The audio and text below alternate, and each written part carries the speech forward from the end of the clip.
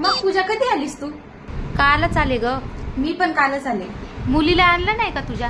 अगं आणलं ना, मध्ये आराम करत असेल. खेळायला जात नाही का ती? अगं नाही, तिला ही ऊन आणि धूळ बिलकुल सहन होत नाही, लगेच आजारी पडते. उन्हामध्ये गेली की लाल टमाट्यासारखीच होते. किती वर्षाचा आहे तुझा बेबी? 2 वर्षाचा. आणि तुझा? 1.5 वर्षाची.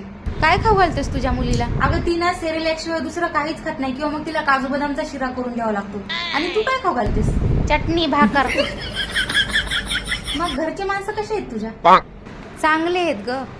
माझ्या पण घरचे खूप चांगले आहेत ग सगळेजण. आणि माझ्या सासूबाई तर दिवसभर मला बाई बाई बाई करत असतात. कोणती, कामवाली बाई का? आई, पिल्लू उठला असेल तर तिला खाऊ घाल आणि तिचे हातपाय धुवून घे बरं स्वच्छ. खूपच स्वच्छ राहते तुझी मुलगी तर. अगं हो, मी तिला ना खूप स्वच्छ राहायची सवय लावली. तिला बिलकुल घाण राहायला आवडत नाही थोडं सुद्धा. दीदी, तुझी पोरगी नाली चिडू लागली, नालीतच पडली. चल पटकन, तिच्या नाकातून तोंडातून पाणी गेलंय. थांबा, मी तिला धुवून येते आता.